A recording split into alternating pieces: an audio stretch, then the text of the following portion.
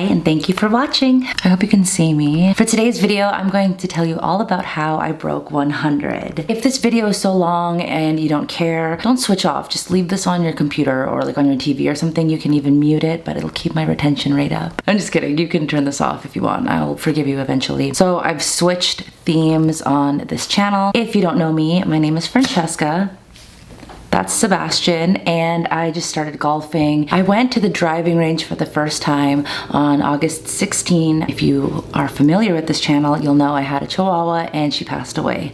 So her birthday is August 14. I just needed to fill my time. So I went to the driving range. I just thrifted one pink club. I fell in love. That was pretty much going to be my workout. That's what I thought about it. But after talking with my friend about it, I realized that this is something I wanted to actually try. I started watching Paige Sporanic on YouTube. Honestly, her Instagram, I was like, okay, like, sexy girl, that's cool. There's a lot of that on Instagram, but her YouTube is where it's at. All of the golf tutorials are so informative, and she'll teach you about like different lies and all that. So the first time that I went to a golf course, I just figured if there was a triple bogey, I would just pick up. I don't even know what my score would be because I didn't play the whole round and I just picked up a lot. Then it was recommended to me to watch Golf Sidekick, and that's how I learned about course management. He is the high handicap whisperer, and you just learn how to navigate through a course, and he 100% is how I achieved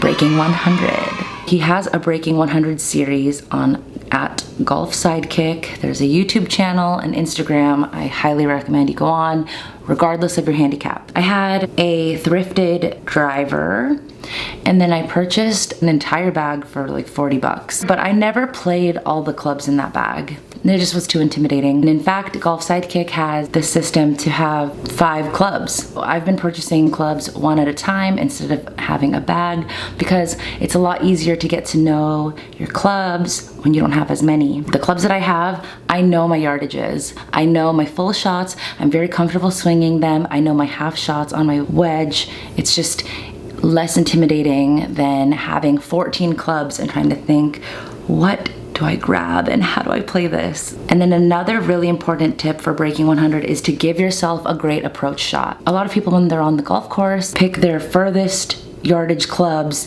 as they get closer to the green, and that's not the way to go. You have to think a lot smarter than that. Course management is more about making sure that your tee shot doesn't have to be your longest shot, but it has to be your club that's the most dependable. And your most dependable club will change by the day. You won't have a favorite club all the time. It'll change, and your clubs don't mind. They're not sensitive, they don't get mad. If your favorite club one day is your 7-iron, then play the 7-iron that day. But if the next day you're doing great with your hybrid, just play that. You don't need loyalty for your tee club, okay?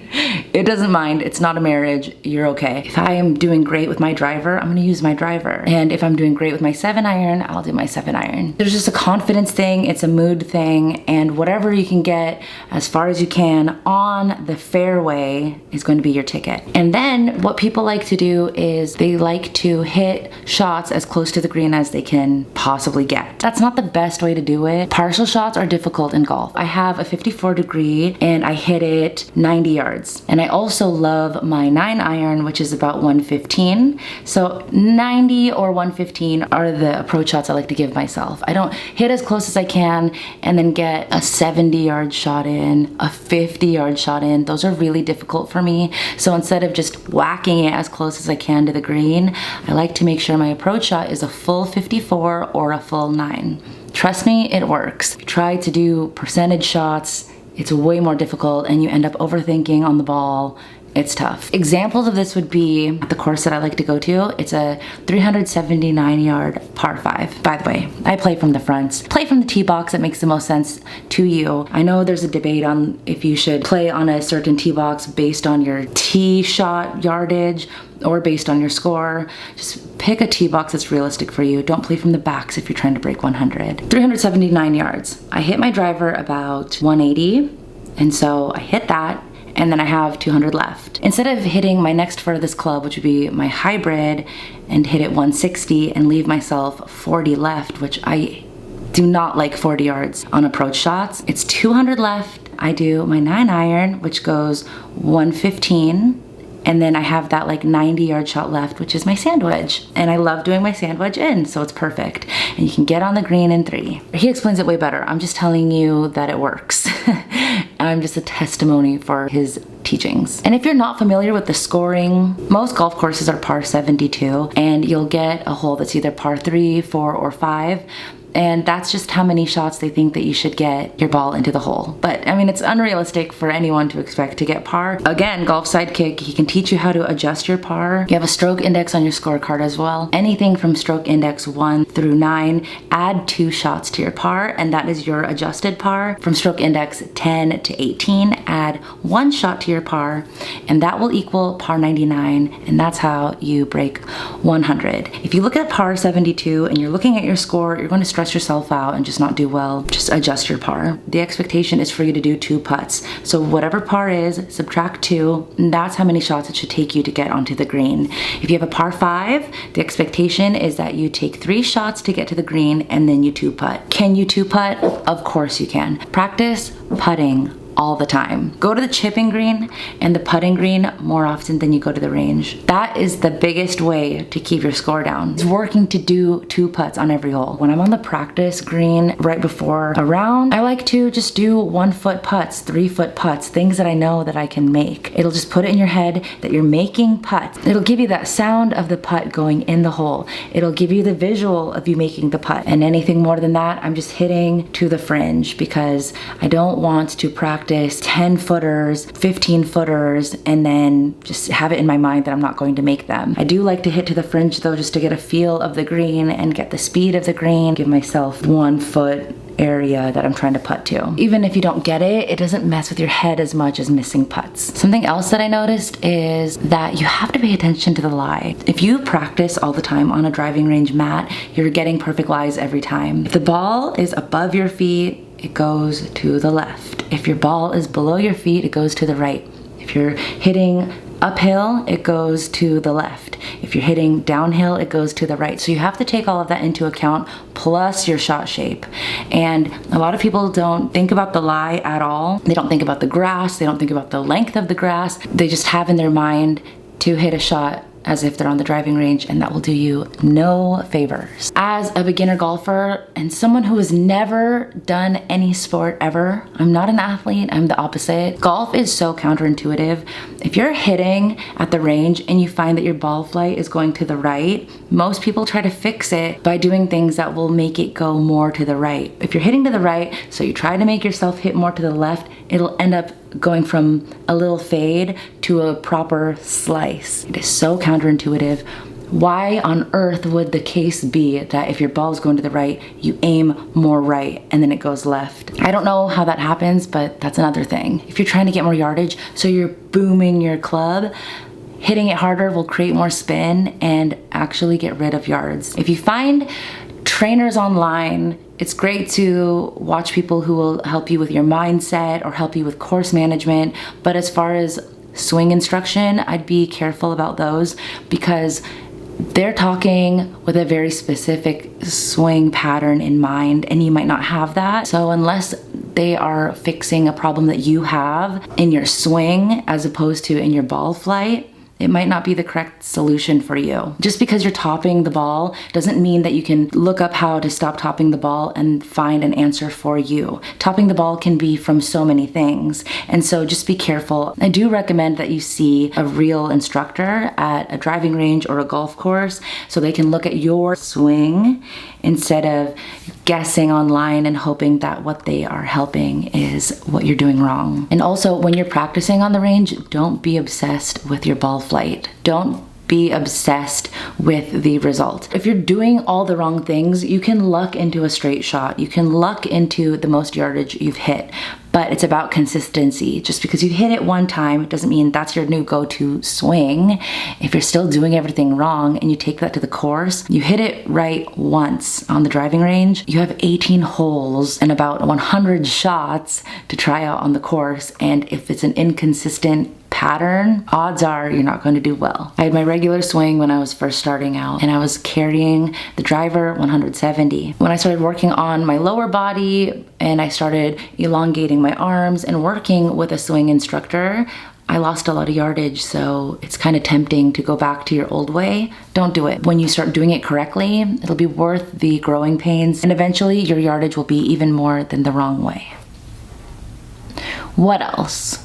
People get so frustrated at golf. When I watch other people get mad, it's like, what did you expect? I think that getting mad is actually arrogant because you're unhappy with your shot. You think you could do so much better. We're beginners. If you are trying to break 100, you're definitely a beginner. So don't be so hard on yourself. I think that we should lower our expectations instead of comparing ourselves to Rory and John Rahm. Do the best you can. And by do the best you can, I mean do the best you can. The best that you can do is probably nothing close to what Tiger Woods can do. So do your best. Lower your expectations. Don't expect the most perfect shot because one time you did that. When you're on the course and you have a lie and the wind and all these other elements to consider, if your ball goes forward and closer to the hole, don't get mad. Even if you shank it and it goes all the way to the right, don't get mad. You're out. Enjoy the beauty of your course. Have more fun with it. Plus, if you get mad, it's a downward spiral from there. Your mood will change your posture. It'll change your timing. It'll just give you this weird adrenaline rush. You'll just feel uncomfortable and you won't do well. So keep it fun. Have a lot of fun.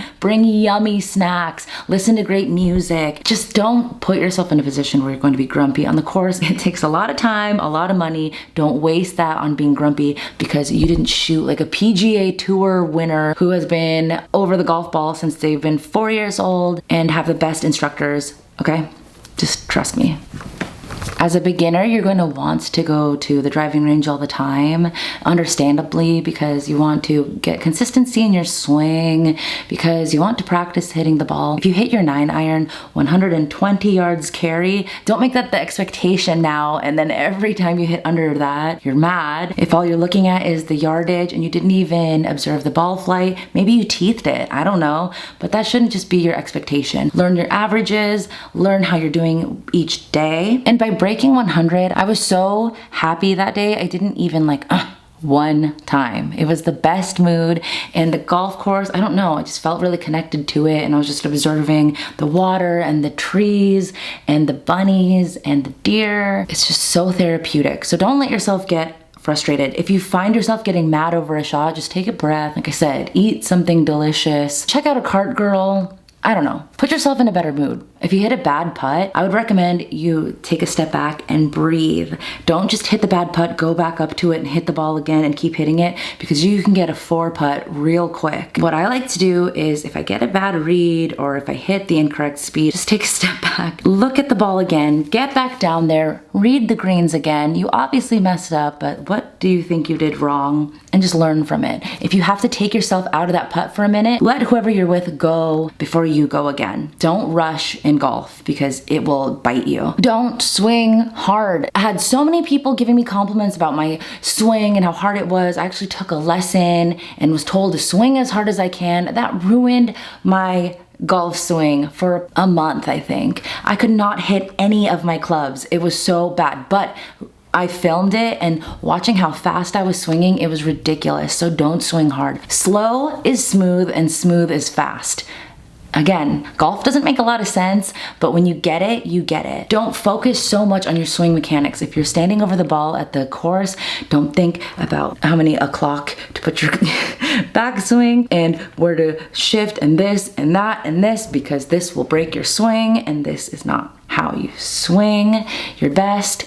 Just get a feel. When you're on the range and you hit correctly a few times in a row, try to remember the feeling that you have while you're swinging and put that in your mind when you're on the golf course instead of 10 o'clock, 2 o'clock, this, that, this. Swing mechanics make you like this. And this is going to get you a lot of friends on the dance floor, but not a very low score on the course. My biggest advice for breaking 100 is to actually break 100. Don't take mulligans. That's lame. If you hit a bad shot, I do it all the time. Maybe it was the wrong club choice. Maybe you felt like your swing was too fast. Maybe you hit in the wrong direction. If there's something that you know that you could have done better, then take out another ball and just practice it. I would take the bad shots and then I would put another ball down, not play the ball, but just practice that shot again so that I can have it for next time, or just boost my confidence and know that I can do it. It's so good for your brain to have a goal. It's so good for your brain to be entertained for hours at a time. The average golf round is like 4 hours. So you're just keeping your mind busy, you're keeping your body busy. I feel like you get to know yourself better, and your subconscious and your conscious mind are two completely different things. When there's danger on the course, water, a hazard, a bunker, ideally people would try to hit short of it. Try to carry it if you can, but honestly, if you have it stuck in your head, that's going to be where you hit. If you're thinking, don't hit the bunker, don't hit the bunker, don't hit the bunker. I saw this thing on Instagram, and this guy was saying that your brain cannot process don't. Your brain cannot process not. And I didn't believe it for a second. But then he said this, don't think of an elephant. What did you do? Did you not think of one? No, you thought of one. And I really started to believe it when I started picking focal points out in the distance. So I was at a distance that I didn't even think I could approach the green onto, but there was this tree stump just past the green, and I had it in my head, and I just said it over and over again. Tree stump, tree stump, tree stump. I took my practice swing and I was just lasered in on this tree stump. When I hit my club, I ended up hitting the stump. Your mind is so much more powerful than you think it is. When you have something in it, you will go for it. Pick a spot out in the distance, a house, a leaf, a tree, something like that, and just get that locked in your head. And also put it in your head how good you are. Don't self-deprecate on the golf course. Don't say you're a bad putter when you're about to putt. If you shank something, don't say, I shanked this, I shanked this. Next time you pull out the club, oh, I shanked this last time. Don't think about it. People make mistakes all the time. Just get it out of your brain. But if you have it in your head that you're a bad golfer, you'll prove it to yourself real quick. When you are on a putt, tell yourself that you're going to make that one. At the tee, tell yourself you can hit this perfect tee shot. You can hit exactly where you're aiming. If you say it out loud to convince yourself and your friend that you're with is calling you delusional or making fun of you, then just make nice that rest of the round and then get rid of them. So just have it in your brain, pick positive things. It'll actually help your brain in the rest of your life too. I think that's all I got. It's not like I have a ton of tips. I only broke 100. I wanted to share with you what I have learned and the do's of the golf course. I am going to celebrate breaking 100 by going again. If I don't break 100 this time, it'll be just fine. I don't feel pressure anymore. I put way too much pressure on myself to break 100. My first time hitting a golf ball was on August 16, 2022. My first time doing 9 holes at a golf course was October 26. My first time doing 18 holes was on February 8, 2023. I broke 100 July 20, 2023. These are the tips. This is what got me there. And I just honestly, more than anything, I hope that you take on golf. If you've been with me this long on this video, I really appreciate it. And if you're considering joining the game of golf, I hope that you end up taking it up. Even just going to the driving range, it's a great workout. It's a great time out there. I highly recommend that you do it. And if you don't, reconsider. As I get more tips, I guess I'll talk about it more, but that's all I've got for now. And I'm going to keep practicing.